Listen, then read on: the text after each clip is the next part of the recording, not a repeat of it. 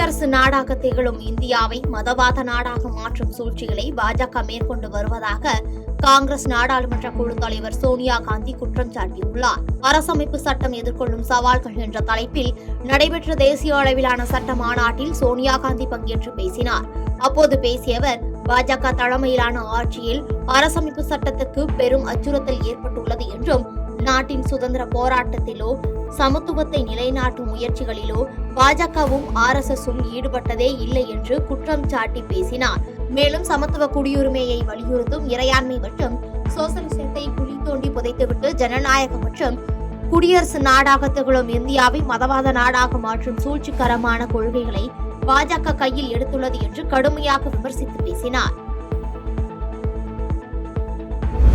பீகார் மாநிலத்தில் தேர்தல் ஆணையம் வெளியிட்ட வரைவு வாக்காளர் பட்டியலில் தனது பெயர் விடுபட்டுள்ளதாக எதிர்க்கட்சித் தலைவரும் ராஷ்டிரிய ஜனதா தளம் தலைவருமான தேஜஸ்வி யாதவ் குற்றம் சாட்டியுள்ளார். பீகாரில் நிகழாண்டு இறுதியில் சட்டப்பேரவை தேர்தல் நடைபெற உள்ள நிலையில் மாநில வரைவு வாக்காளர் பட்டியலை தேர்தல் ஆணையம் நேற்று முன்தினம் வெளியிட்டது.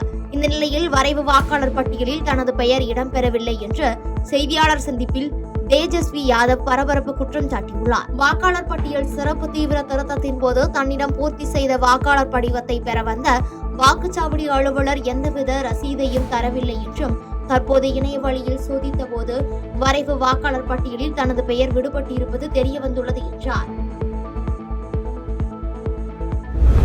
நாட்டின் மொத்த மீன் உற்பத்தியில் கடந்த 10 ஆண்டுகளில் 103% வளர்ச்சி பதிவாகி உள்ளது என்று மத்திய மீன்வளத்துறை அமைச்சர் ராஜீவ் ரஞ்சன் சிங் தெரிவித்தார். மேற்கு வங்கம், பீகார், ஜார்க்கண்ட், சத்தீஸ்கர் ஆகிய மாநிலங்களின் மீன்வளத்துறை உயரதிகாரிகள் பங்கேற்ற ஆலோசனைக் கூட்டம் மத்திய அமைச்சர் ராஜீவ் ரஞ்சன் சிங் தலைமையில் கொல்கத்தாவில் நடைபெற்றது. இக்கூட்டத்துக்கு பின் செய்தியாளர்களிடம் பேசிய அவர், மீன் உற்பத்தியில் உலகின் 2வது பெரிய நாடாக உள்ள இந்தியா கடந்த 10 ஆண்டுகளில் ஒட்டுமொத்த மீன் உற்பத்தியில் 103% வளர்ச்சியை கண்டுள்ளது என்றும், உள்நாட்டு நீர்நிலைகளை பொறுத்தவரை மீன் உற்பத்தியில் 143% வளர்ச்சி பதிவாகியுள்ளது என்றார். உள்நாட்டு நீர்வளங்களை அதிகம் கொண்ட மாநிலங்கள் இத்துறையில் தங்களின் திறனை முழுமையாக பயன்படுத்த வேண்டும் என்றும், கிராமங்களில் சிறு மீன் உற்பத்தியாளர்களை ஊக்குவிக்கும் தேவையான உள்கட்டமைப்புகளை ஏற்படுத்தி தரவும் மாநிலங்கள் தரப்பில் அனைத்து நடவடிக்கைகளும் மேற்கொள்ளப்பட வேண்டும் என்று வலியுறுத்தி பேசினார்.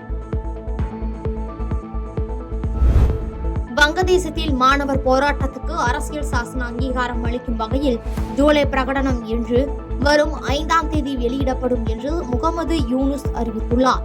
வங்கதேசத்தில் கடந்த ஆண்டு ஜூலை மாதம் தொடங்கிய மாணவர் போராட்டத்துக்கு அரசியல் சாசன அங்கீகாரம் அளிக்கும் வகையில் அது தொடர்பான ஜூலை பிரகடனம் வரும் 5ஆம் தேதி வெளியிடப்படும் என்று அந்த நாட்டு இடைக்கால அரசின் தலைமை ஆலோசகர் முகமது யூனுஸ் அறிவித்துள்ளார். இந்த பிரகடனம் எதேச்சாதிகார எதிர்ப்பு, ஜனநாயக மறுமலர்ச்சி மற்றும் அரசியல் சீர்திருத்தம் ஆகியவற்றை ஒருங்கிணைக்கும் என்று ஆதரவாளர்கள் தெரிவித்துள்ளனர்.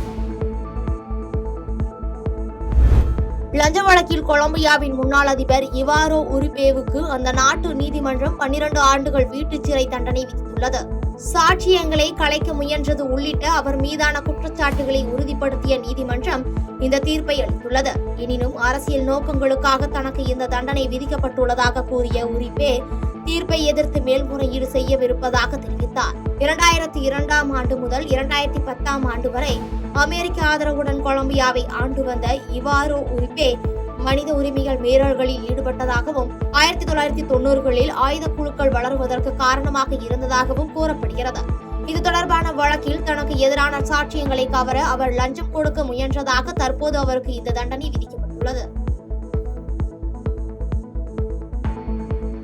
செய்திகளை உடனுக்குடன் தெரிந்து கொள்ள கீழ்கண்ட கேபிள் மற்றும் DTH நெட்வொர்க்குகளில் எம்நாடு செய்தி தொலைக்காட்சியை காணுங்கள். பாதகம் செய்பவரை கண்டால் நாம் பயம் கொள்ளலாகாது பாப்பா. மோதி மிதித்துவிடு பாப்பா, அவர் முகத்தில் உமிழ்ந்துவிடு பாப்பா. அண்மை செய்திகளை உடனுக்குடன் தெரிந்து கொள்ள இணைந்திருங்கள் எம்நாடு தொலைக்காட்சியுடன்.